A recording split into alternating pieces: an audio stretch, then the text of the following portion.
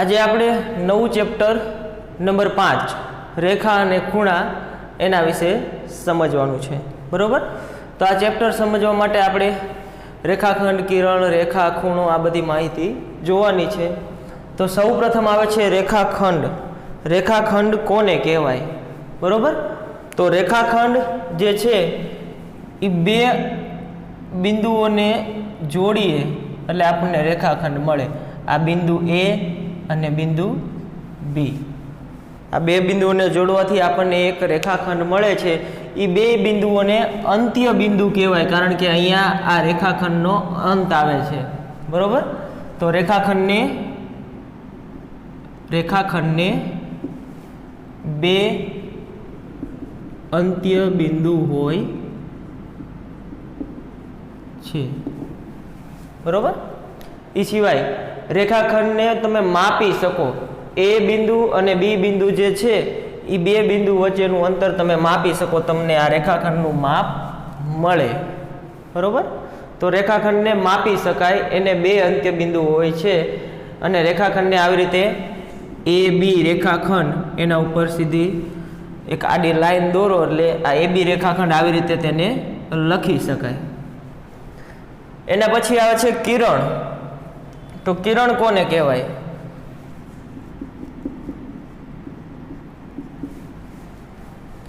કિરણ માટે વાત કરી તો એક બાજુ અંત્ય બિંદુ હોય અને બીજી બાજુ અનંત સુધી જતું હોય।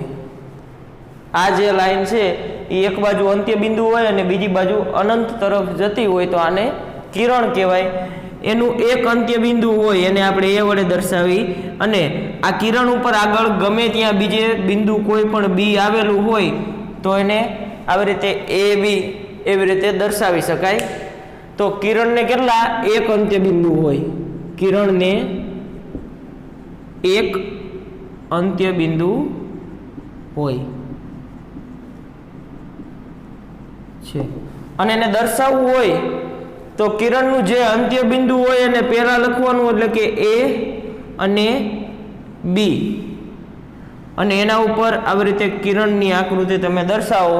જે તરફ એરો છે એ બાજુ અનંત તરફ જાય છે, એક અંત્ય બિંદુ A થી એની શરૂઆત થાય છે, બરોબર। તો આ કિરણ AB ને આવી રીતે લખી શકાય।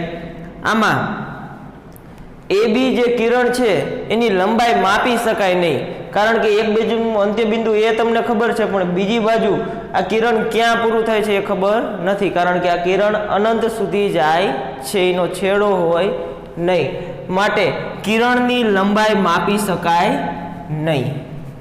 આને તમે BA કિરણ લખી શકો નહીં, કારણ કે B એનું અંત્ય બિંદુ નથી, એટલે BA લખી શકાય નહીં। જ્યારે રેખાખંડ AB ને તમે આવી રીતે BA રેખાખંડ પણ લખી શકો, બરોબર। આને BA કિરણ દર્શાવી શકાય નહીં, કારણ કે એનું જે અંત્ય બિંદુ હોય એ આપણે પહેલા લખવું પડે। જો B પહેલા લખી તો એ B અંત્ય બિંદુ કહેવાય નહીં। અંત્ય બિંદુ એટલે અંતે આવેલા બિંદુ। તો કિરણને એક અંત્ય બિંદુ હોય છે અને AB કિરણ આવી રીતે દર્શાવી શકાય, એની લંબાઈ માપી શકાય નહીં। એના પછી આવે છે રેખા। તો રેખા કોને કહેવાય?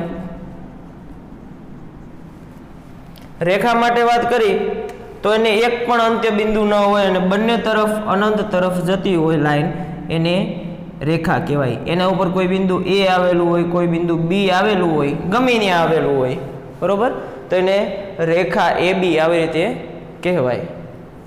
તો એને એક પણ અંત્ય બિંદુ ન હોય, એને AB એની માથે આવી રીતે રેખા દર્શાવો એટલે AB રેખા એને વંચાય અથવા તો આવી રીતે તેને લખી શકાય। તમે AB ની જગ્યાએ BA પણ લખી શકો, બરોબર, કારણ કે એને એકેય બાજુ અંત્ય બિંદુ છે નહીં। રેખાને પણ માપી શકાય નહીં, કારણ કે રેખા પણ બે બાજુ અનંત તરફ જતી હોય છે। બીજી એક વસ્તુ કે આ રેખાખંડ છે એ રેખાનો એક ભાગ છે।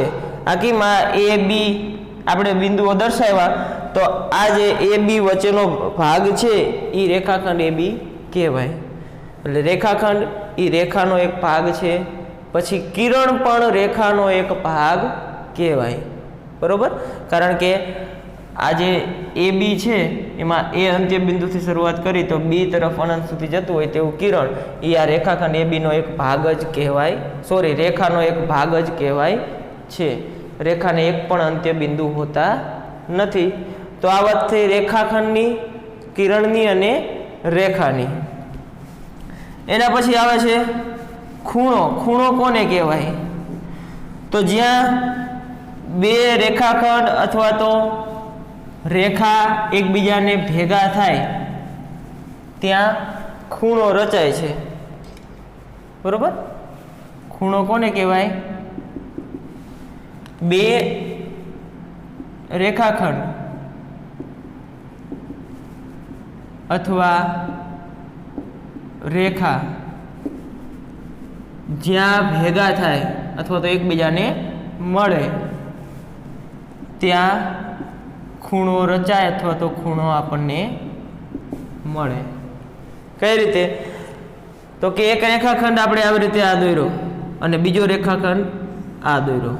તો આ એ બી રેખાખંડ અને આ રેખાખંડ બી સી. આ બિંદુ બી આવેલું છે એટલે રેખાખંડ એ બી અને રેખાખંડ બી સી. બરોબર? તો આ બે જ્યાં એકબીજાને મળ્યા, આ ભાગ ઉપર મળ્યા, તો આ જે છે એને ખૂણો કહેવાય. એવી રીતે કોઈ રેખા એકબીજાને મળે,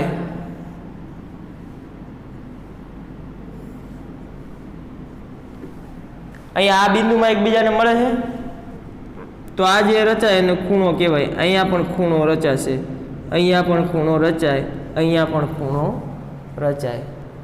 એટલે કે બે રેખાખંડ અથવા તો રેખા અથવા તો કિરણ પણ આવી રીતે હોય. અહીંથી આ કિરણ હોય અને અહીંયાથી એક આ રેખાખંડ અથવા તો અહીંયા પણ કિરણ હોય તો અહીંયા આ જે રચાય એને ખૂણો કહેવાય. બરોબર? હવે ખૂણાઓના કેટલાક પ્રકાર છે એ આપણે જાણીએ છીએ કે એના માપના આધારે એને 3 પ્રકારમાં વિભાજિત કરી શકાય: લઘુકોણ, કાટકોણ અને ગુરુકોણ. તો લઘુકોણ કોને કહેવાય? તો કે જે ખૂણાનું માપ 90 અંશ કરતાં ઓછું હોય તેવા ખૂણાને લઘુકોણ કહે છે. બરોબર? લઘુકોણ. જે ખૂણાનું માપ 90 અંશ કરતાં ઓછું હોય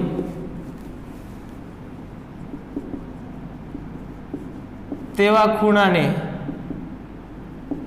લઘુકોણ કહે છે. આપણને ખબર છે જે ખૂણાનું માપ 90 અંશ કરતાં ઓછું હોય તેને લઘુકોણ કહેવાય. પછી કાટકોણ કોને કહેવાય? તો કે જે ખૂણાનું માપ 90 અંશ જેટલું હોય અથવા તો 90 અંશ હોય તે ખૂણાને કાટકોણ કહે છે. પછી ગુરુકોણ. જે ખૂણાનું માપ 90 અંશ કરતાં વધુ હોય તે ખૂણાને ગુરુકોણ કહે છે. આ ખૂણાના પ્રકાર: લઘુકોણ, કાટકોણ અને ગુરુકોણ. જે ખૂણાનું માપ 90 અંશ કરતાં ઓછું હોય એને લઘુકોણ કહેવાય. જે ખૂણાનું માપ 90 અંશ જેટલું હોય એને કાટકોણ કહેવાય. અને જે ખૂણાનું માપ 90 અંશ કરતાં વધારે હોય તેને ગુરુકોણ કહેવાય. આવું આપણે આગળ જોઈ ચૂક્યા છીએ અગાઉના ધોરણમાં. હવે એને સંબંધિત કેટલાક ખૂણાઓની વાત કરવાની છે: કોટિકોણ, પૂરક કોણ, આસન કોણ, રૈખિક જોડ અને અભિકોણ. સંબંધિત ખૂણાઓમાં પહેલો આવે છે કોટિકોણ.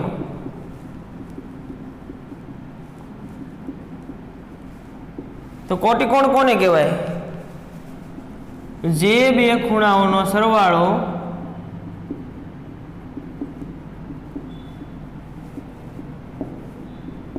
90 અંશ થતો હોય તે ખૂણાઓને એકબીજાના કોટિકોણ કહે છે, બરાબર। જે બે ખૂણાનો સરવાળો 90 અંશ થતો હોય એ બે ખૂણાને એકબીજાના કોટિકોણ કહેવાય। આવી રીતે એક ખૂણો તમને આપ્યો એનું માપ આપ્યું તમને 40, બીજો ખૂણો તમને આપ્યો એનું માપ આપ્યું તમને 50, તો આ બેયનો સરવાળો જોવાનો 40 વત્તા 50 90 અંશ થાય છે, તો કે હા, તો કે આ બે ખૂણા જે છે એ એકબીજાના કોટિકોણ કહેવાય। એકનું 70 આપ્યું હોય, બીજાનું 20 આપ્યું હોય, તો બેયનો સરવાળો 90 થાય, તો કે હા, તો બે ખૂણા એકબીજાના કોટિકોણ કહેવાય, બરોબર। પછી એકનું 80 આપ્યું અને બીજાનું 20 આપ્યું, તો બેયનો સરવાળો કેટલો થયો 100, તો આ બે ખૂણા એકબીજાના કોટિકોણ કહેવાય નહીં। એટલે જે બે ખૂણા એકબીજાના કોટિકોણ ક્યારે કહેવાય કે બેયનો સરવાળો 90 અંશ થતો હોય ત્યારે, જો 90 અંશ ન થતો હોય તો કોટિકોણ થશે નહીં। એમાં નીચે કેટલાક પ્રશ્નો અમુક પૂછેલા છે કે બે ગુરુકોણનો સરવાળો બે ગુરુકોણ કોટિકોણ થઈ શકે, બે ગુરુકોણ કોટિકોણ થાય કે નહીં, તેના માટે જોવાનું બે ગુરુકોણ લેવાના, 90 કરતાં મોટું જ માપ હોવું જોઈએ, તો તમે 100 લો અને એક 110 લો, તો બેનો સરવાળો કરો તો 210 થાય। એટલે બે ગુરુકોણ એકબીજાના કોટિકોણ થાય નહીં, કારણ કે દરેક ખૂણાનું માપ 90 કરતાં વધુ જ થવાનું। હવે બેનો સરવાળો આપણે 90 જોઈએ છે, એવા બે ખૂણા 90 કરતાં વધુ આપણે લેવા જઈએ તો બેનો સરવાળો તો 90 કરતાં વધારે થવાનો, એના કરતાં પણ વધુ થશે। એટલે બે ગુરુકોણ એકબીજાના કોટિકોણ થાય નહીં। બે કાટકોણની વાત કરી તો બે કાટકોણ તો એ બે 90 ના હોય, તો બેનો સરવાળો 180 અંશ થાય, તો એ પણ એકબીજાના કોટિકોણ થશે નહીં। જ્યારે બે લઘુકોણ લઈ 40 અને 50, તો એ બેનો સરવાળો 90 થઈ શકે, માટે બે લઘુકોણ હોય તો જ તે એકબીજાના કોટિકોણ હોઈ શકે, હોય જેવું જરૂરી નથી, બરોબર, હોઈ શકે, કારણ કે એક લઘુકોણ તમે 80 લો અને બીજો તમે 50 લો તો 130 સરવાળો થાય। એટલે એવું જરૂરી નહીં કે બે લઘુકોણ હોય તો કોટિકોણ બેનો સરવાળો થાય, પણ લઘુકોણ હોય તો જ એ કોટિકોણ થઈ શકે, બાકી બે કાટકોણ કે બે ગુરુકોણ હોય તો એ ક્યારેય કોટિકોણના ખૂણાઓ થાય નહીં। એટલે જે બે ખૂણાઓનો સરવાળો 90 અંશ થતો હોય તે ખૂણાઓને એકબીજાના કોટિકોણ કહે છે। એના પછી આવે છે પૂરક કોણ। તો પૂરક કોણ કોને કહેવાય? આના જેવું જ તે, જે બે ખૂણાનો સરવાળો 90 ની જગ્યાએ કેટલો 180 અંશ થતો હોય ને, એ બે ખૂણાઓ એકબીજાના પૂરક કોણ કહેવાય, બરોબર।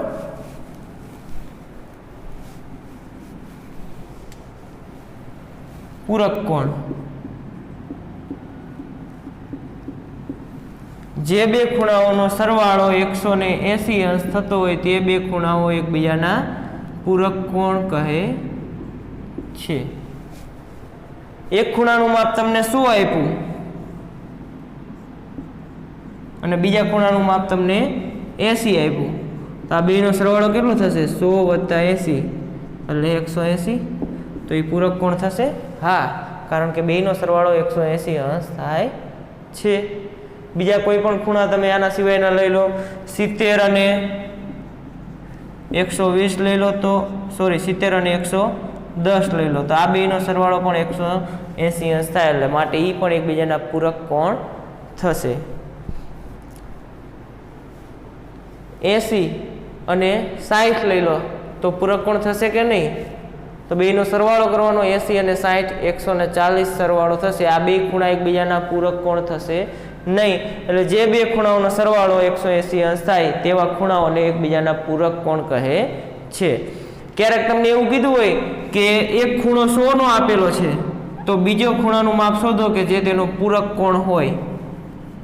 એક 100 નો આપેલો છે તો એનો પૂરક કોણ મેળવવાનું કે તો એ સમય શું કરવાનું, તો કે આ ખૂણો આપણને ખબર નથી, આપણે x લઈ લઈએ, એટલે 100 વત્તા x, આ બે ખૂણાનો સરવાળો કેટલો થવો જોઈએ? 180 થવો જોઈએ, તો જ બે એકબીજાના પૂરક કોણ થાય। પછી 100 ને 180 માંથી બાદ કરી દો, તો x બરાબર 180 ઓછા 100, તો x બરાબર 80, તો આ બીજો ખૂણો આપણને જે મળ્યો એ શું થશે? 100 નો પૂરક કોણ, બરોબર। એટલે કોઈ પણ ખૂણા જે છે એનો સરવાળો 180 અંશ થાય ત્યારે તે પૂરક કોણ બને છે. એના પછી આવે છે આસન્ન કોણ. બરોબર, આસન્ન કોણ કોને કહેવાય?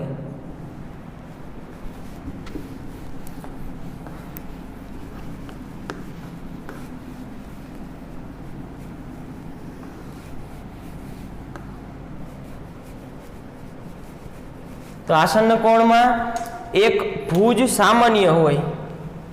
ભુજ એટલે શું થાય? બાજુ થાય. બરોબર, આસન્ન કોણ ભુજ એટલે બાજુ થાય. આસન્ન કોણ કોને કહેવાય? તો કે જે ખૂણાઓમાં જે બે ખૂણાઓમાં એક ભુજ અથવા તો બાજુ અને એક શિરોબિંદુ સામાન્ય હોય. સામાન્ય હોય એટલે શું થયું? તો કે બેયમાં હોય, સરખું હોય, એને સામાન્ય કહેવાય. સામાન્ય હોય અને બાકીની બાજુઓ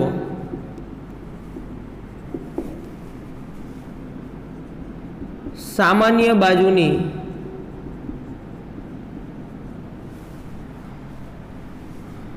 અલગ અલગ બાજુએ હોય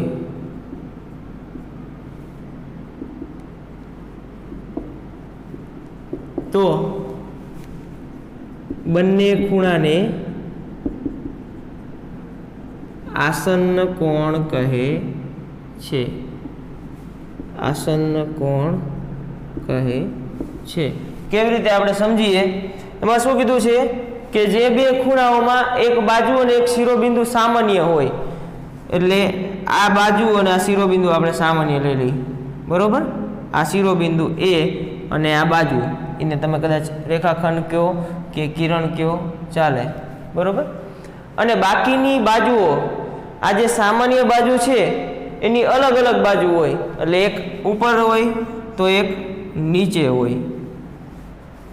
તો આ બે ખૂણા એટલે કે એક ખૂણો આ બેનો નીચેનો અને બીજો ખૂણો આ, એ બે ખૂણા શું કહેવાય? એકબીજાના આસન્ન કોણ કહેવાય. અહીંયા એ નામ આપ્યું, અહીંયા બિંદુ બી, અહીંયા બિંદુ સી અને અહીંયા બિંદુ ડી.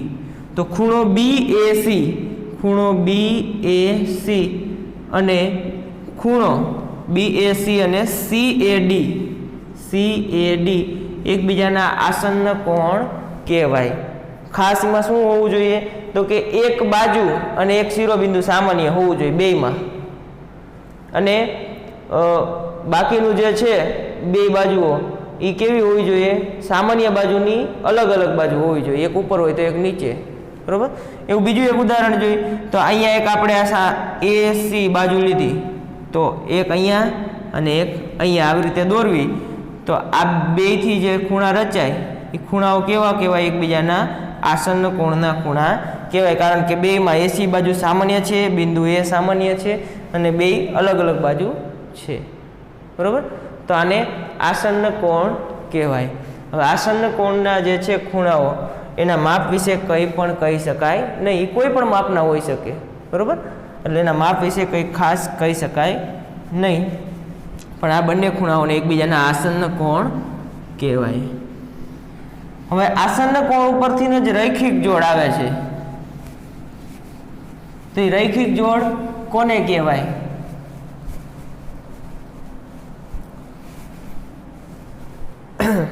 રૈખિક જોડ.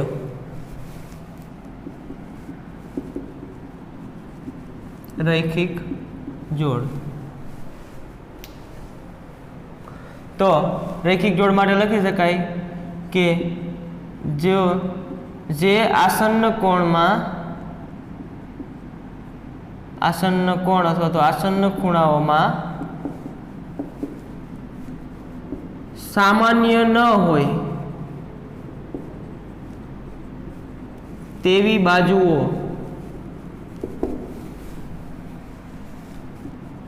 પરસ્પર વિરુદ્ધ કિરણ ઉપર આવેલી હોય, વિરુદ્ધ કિરણ પર આવેલી હોય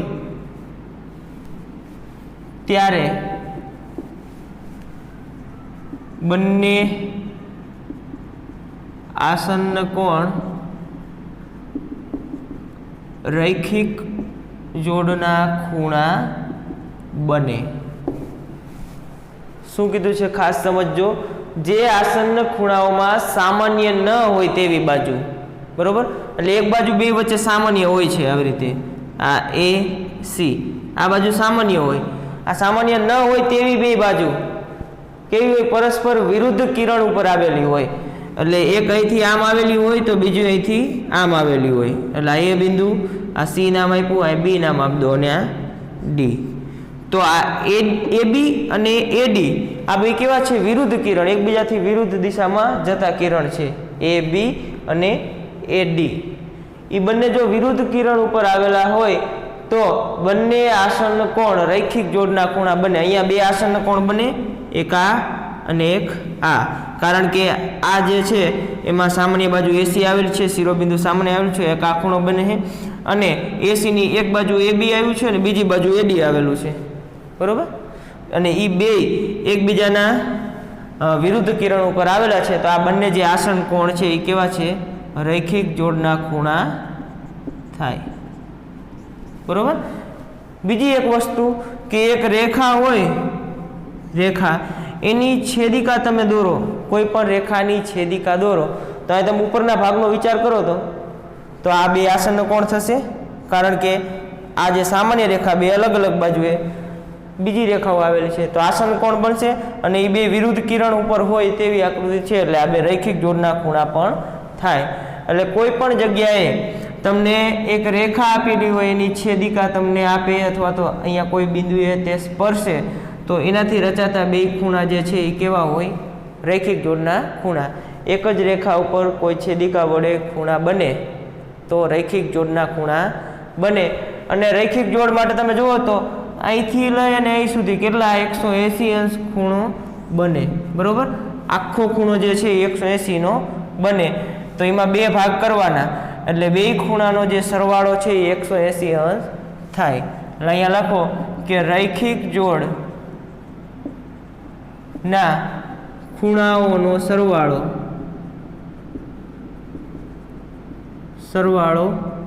હંમેશા 180 અંશ મળે, બરોબર. રૈખિક જોડના જે ખૂણા હોય એનો સરવાળો હંમેશા 180 અંશ મળે. આવી રીતે તમે ગમે આ બનાવો તો આ બેનો સરવાળો 180 અંશ મળશે. આ વાત થઈ રૈખિક જોડની. એના પછી આવે છે અભિકોણ. તો અભિકોણ કોને કહેવાય એ આપણે જોઈએ.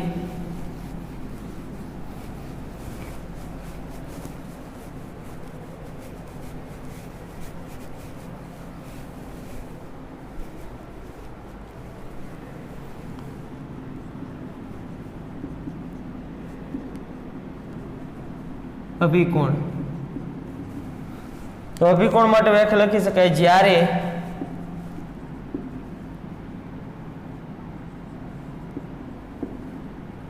બે રેખા અથવા રેખાખંડ એકબીજાને છેદે ત્યારે સામસામે આવેલા ખૂણાઓ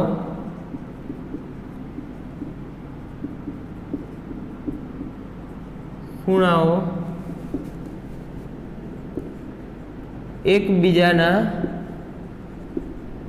અભિકોણ કહેવાય, બરોબર. જ્યારે બે રેખા અથવા તો રેખાખંડ એકબીજાને છેદે ત્યારે સામસામે આવેલા ખૂણાઓને એકબીજાના અભિકોણ કહેવાય. કેવી રીતે? તો કે એક રેખાખંડ આ અને એક રેખાખંડ આ એકબીજાને છેદે, બરોબર. એકબીજાને છેદે તો સામસામેના ખૂણા એટલે કે આ ખૂણો અને આ ખૂણો એ બે શું થશે? એકબીજાના અભિકોણ. એક આ ખૂણો અને આ એ બે શું થશે? એકબીજાના અભિકોણ. એ સિવાય હજુ બે અભિકોણ બને છે તો કે એક આ અને એક આ, તો એ પણ એકબીજાના અભિકોણ કહેવાય. અભિકોણો જે હોય એટલે કે સામસામેના ખૂણા જે હોય એના માપ સમાન હોય. એટલે અહીંયા લખી નાખી કે અભિકોણોના માપ સમાન હોય છે.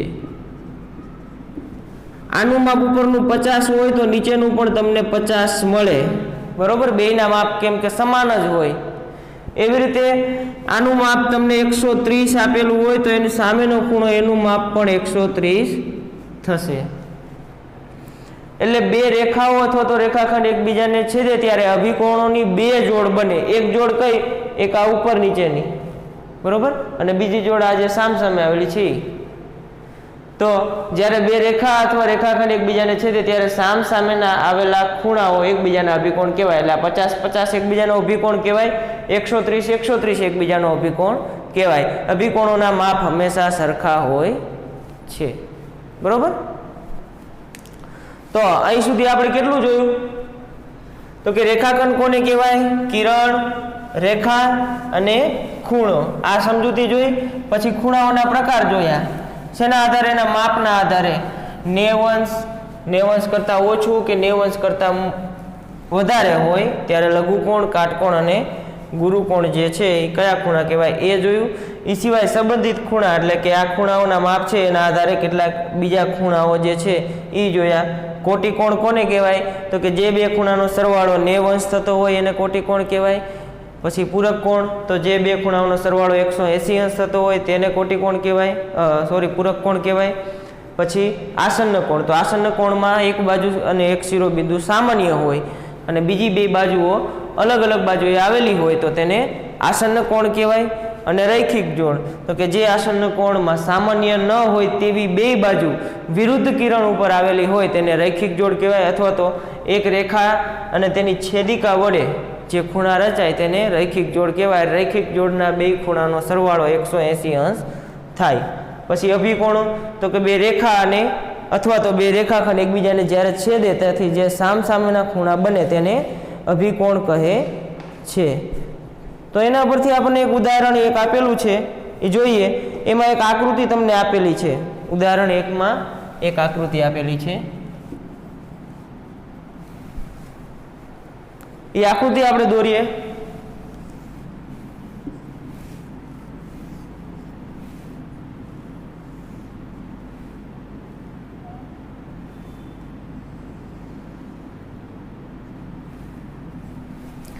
એના શિરોબિંદુઓના નામ આપી દઈએ. A, B, C, D અને E.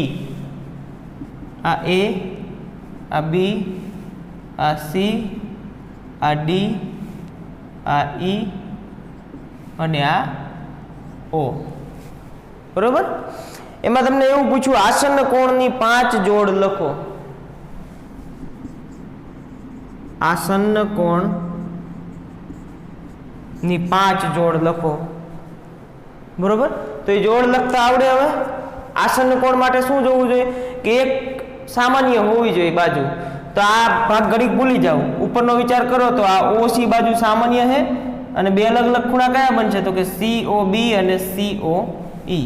તો એક જોડ થશે આસન્ન કોણની, આ ખૂણો અને આ ખૂણો. તો અહીં લખ નાખો પહેલી જોડ ખૂણો COB અને ખૂણો COE, બરોબર. ખૂણો COB અને COE. તમે આ ખૂણા COB ને ખૂણો BOC પણ લખી શકો, બરોબર. કારણ કે એક જ ખૂણાની વાત થઈ. COB લખો કે BOC, એવી રીતે COE લખો કે EOC, એક જ વાત થઈ. પછી બીજી જોડ કઈ થશે? તો કે આ ભાગ ઘડી ભૂલી જાઓ. તો આ OE બાજુ સામાન્ય થશે. એક ખૂણો થશે આ EOC અને બીજો EOA, બરોબર. ખૂણો EOC અને ખૂણો EOA. એવી રીતે ત્રીજી, તો કે આ ભાગ ઘડી ભૂલી જાઓ.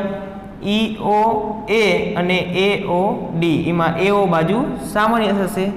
તો ખૂણો EOA અને ખૂણો AOD. ચોથી બાજુ, ઓકે, આ ભાગ ઘડી ભૂલી જાઓ. AOD અને DOB. ખૂણો AOD અને DOB અને ખૂણો DOB. આ ચાર થઈ જાય. હવે એ સિવાય નહીં આ જે સીડી રેખા છે સી થી ડી એને ઘડી આખી ભૂલી જાઓ તો તમને EOB અને EOA ઈ પણ એક આસન્ન કોણની જોડ મળશે. એમાં EOB અને EOA જે સામાન્ય ન હોય તેવી બાજુ OA અને OB એ વિરુદ્ધ કિરણ ઉપર આવેલ છે એટલે રૈખિક જોડની પણ રૈખિક જોડના પણ ખૂણા મળશે એટલે એને આસન્ન કોણ તો કહેવાય જ તે. બરોબર. તો પાંચમી જોડ શું થશે? ખૂણો EOB અને ખૂણો EOA. બરોબર. તો આ 5 આસન્ન કોણની જોડ લખી. પછી કીધું છે 3 રૈખિક જોડ, તો આપણે રૈખિક જોડ લખી નાખી. રૈખિક જોડ તો આમાં આસન્ન કોણમાં રૈખિક જોડ અમુક આવેલી છે પણ એ આપણે જોવાની. તો આ ઉપરનો ભાગ ઘડીક ભૂલી જાઓ. તો આ એક રેખા થઈ AB, એની છેદિકા OD, એના વચ્ચે આ બે ખૂણા બન્યા, એક આ અને એક આ, બે રૈખિક જોડના ખૂણા થશે. તો લખી નાખો AOD અને DOB. ખૂણો AOD અને ખૂણો DOB. આ બાજુનો ભાગ ઘડીક ભૂલી જાઓ તો COB અને BOD. ખૂણો COB અને ખૂણો BOD. ખૂણો COB અને BOD. બરોબર. હવે ઘડીક ઉપરમાંથી કોઈ પણ લખી નાખો COB અને COA. ખૂણો COB અને ખૂણો COA. એ સિવાય તમે EOB અને EOA પણ લખી શકો. આપણને 3 રૈખિક જોડ કીધી છે, 3 લખી નાખી. બરોબર. એના પછી અભિકોણની 2 જોડ લખો એવું કીધું છે. અભિકોણ. તો અભિકોણની 2 જોડ તો કે 2 રેખા એકબીજાને છેદતી આવી રીતે ચોકડી જ્યાં બનતી હોય એ વિચારવાનું. તો આ OE કિરણને ઘડીક ભૂલી જાવ તો ચોકડી બને છે. તો આ સામસામેના ખૂણા અભિકોણ થશે. બરોબર. તો લખી નાખો COB અને AOD. ખૂણો COB અને ખૂણો COB અને AOD. બીજા કયા? તો કે આખો ખૂણો આલો BOD, એની સામેનો ખૂણો તો કે COA. આને ઘડીક ભૂલી જ જવાનું. BOD અને COA. ખૂણો BOD અને ખૂણો COA. બરોબર. તો આ અભિકોણની જોડ થશે. અહીંયા આપણું આ એક ઉદાહરણ પૂરું થાય છે. તો આજે આપણે અહીં સુધી રાખીએ. આટલી બાબતો ખાસ વાંચી અને તૈયાર કરી લેવાની, કારણ કે આના આધારે જ આપણે ચેપ્ટર આગળ વધારવાનું છે. અને સ્વાધ્યાય 5.1 એની શરૂઆત આપણે હવે પછીના નેક્સ્ટ લેક્ચરમાં કરશું. તો એના માટે આ બધી થિયરી જે છે એ વ્યવસ્થિત એક વખત વાંચી અને યાદ કરી લેવાની. બરોબર. તો આજે આપણે આટલું રાખીએ.